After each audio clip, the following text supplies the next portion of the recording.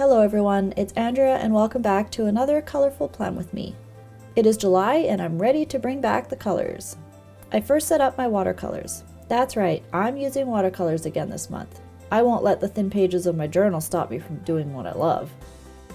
I am using a pink, blue, and black for this month. I put my main two colors on my plate and then mixed the two to get a purple shade. The black will be used later for the splatter effect. Of course, I will list all my supplies in the description box below. I love the easiness of last month's simplistic black and white theme, but I sure miss my colors. This is actually really quite relaxing. I loved mixing and blending the colors together in the feathers. If it wasn't for waiting for all the things to dry, this would have been a very fast month to set up. And once again, I couldn't find my heat tool to help with this process. I also mixed the colors inside the title letters. I used a calligraphy font because feathers are softer and I wanted an elegant and soft text to go with them. Do you find you match your text to your themes? I'm always matching my text. I've had so many throughout the years. I feel like this is where I need a montage of all my past fonts. I'm sure I've repeated some by now.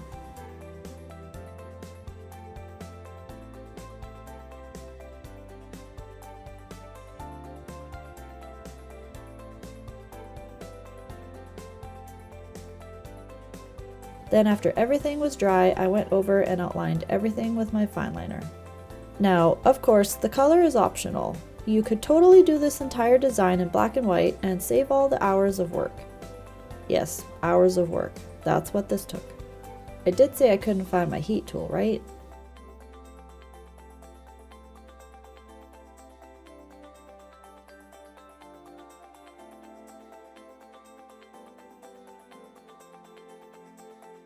Time for the splatter fun. I covered my designs with some paper that I had pre-cut to protect my drawings. Then just splatter away. I held the paintbrush over the page and tapped the handle with my finger. I kinda made a mess, but that's what baby wipes are for. Then I removed the paper and let everything dry.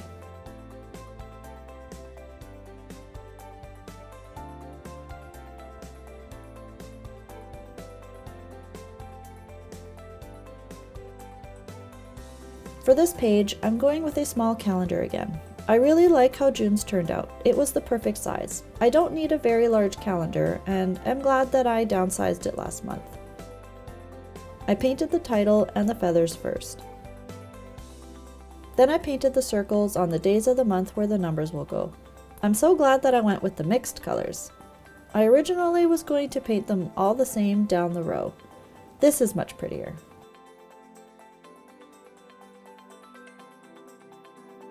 I really loved painting these feathers. They are so easy to draw and you can't really mess them up because most feathers are not perfect.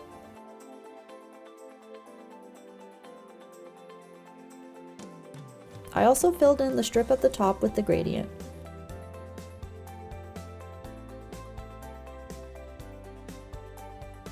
After patiently waiting for everything to dry, I used my fineliner again to outline everything.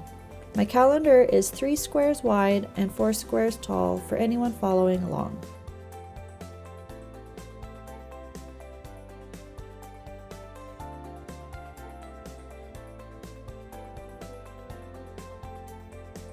Then I wrote the days of the week at the top and filled in the numbers in the little circles.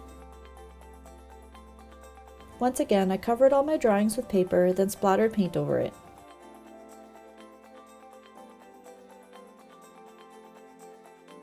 Next, I'm using the same page setup as in June with a personal and Amazing-Andrea section. I like being able to separate the two. It was really insightful to see that I actually do quite a bit on both sides. Seeing it on this page puts it all in perspective. I don't have to flip through the weeks to find what I worked on for the month. Once again, I painted the watercolor parts first, then outlined everything.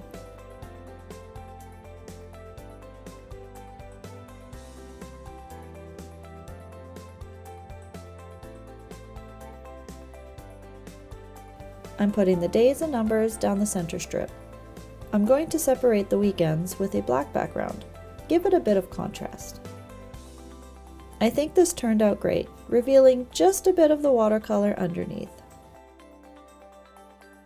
I splattered this page in 2 steps, first with the black and covering most of the background. Then I removed the large part and splattered the pink and blue to give the main part of the page a little color. It's light enough that my fine liner will show up just fine on the spots.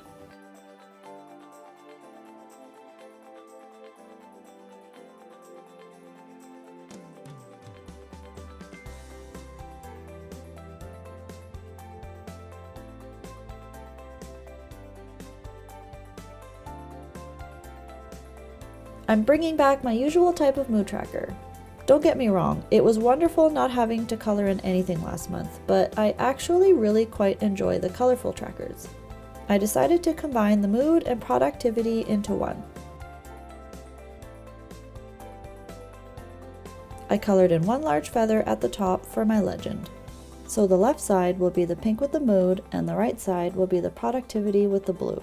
The more deep the color is, the better the mood and the more productive I am.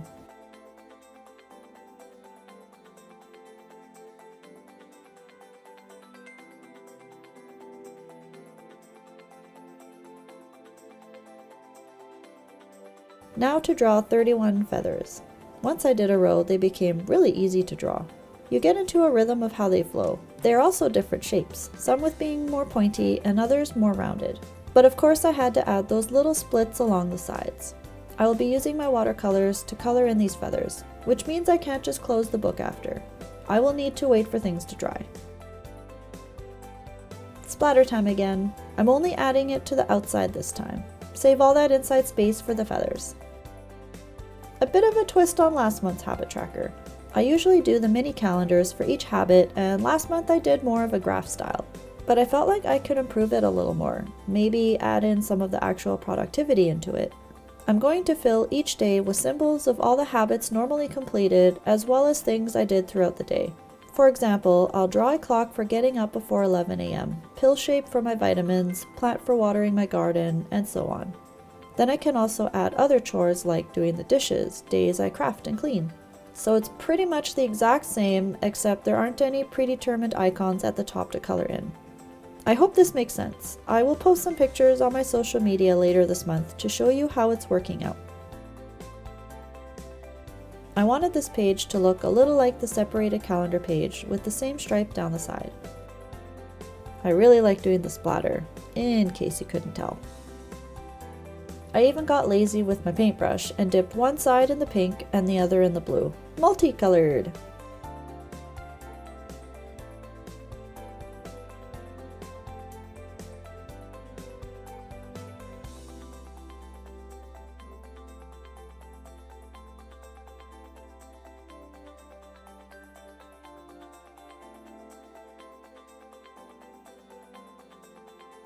For my Polaroid Memories page, I wanted it pretty plain for the same reasons as always, lots of picture space, so I only drew a single large feather at the top.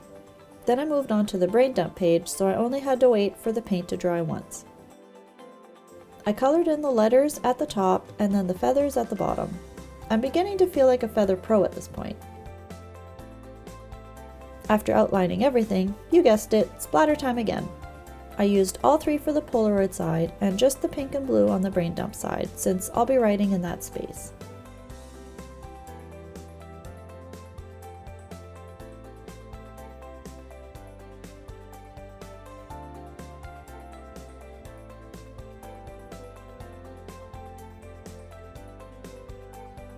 I really liked the circles from the calendar and decided to repeat them for the weekly spread. Once again, I painted all the watercolor background parts first. Do you guys have any summer plans? I guess I've already had my summer vacation last month when I visited my parents, my sister, and her boys for a week. The weather could have behaved a bit better, but I guess you can't control everything in life.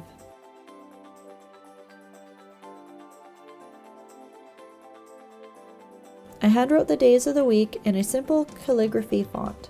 I think I'm getting better. I try to practice a little bit every day. Now, just to figure out how to use the brush pen as fluently as some of you guys that have mastered it. Some of you make it look super easy. How did you learn your calligraphy? Did you take a class or did you just practice it until it became natural? I hope to one day look back on this and realize how far I've come. We'll have to start somewhere, right? So my daily boxes I divided into a few sections. The top part will be the sleep tracker, the right side will be the water tracker, and the square at the bottom will be the weather tracker. I added my tiny calendar, but forgot to watercolor in the current week. I feel like I need to utilize all the space in my weekly spreads and have never had a simple design. I might try and work in a simpler weekly next month. Maybe. We'll see. I love seeing other people's super simple weeklies, but then I remember I track water, sleep, and food in mine.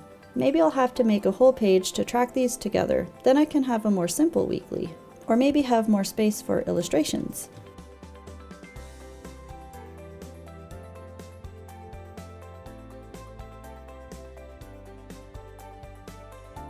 I hope you enjoyed the watercolor feather theme this month.